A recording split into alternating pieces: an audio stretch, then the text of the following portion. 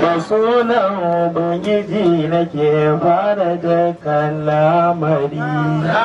ina neman haske gare shi don ya sanya min mari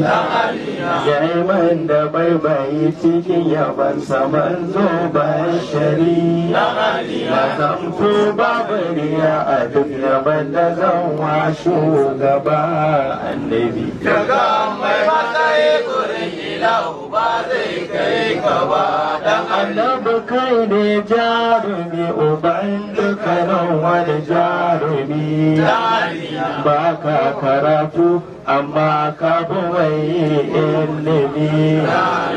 duk wani mai ilimi ta hanyar ka ya zama malami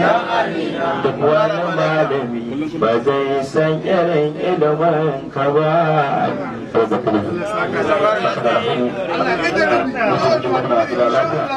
mun gode Allah saka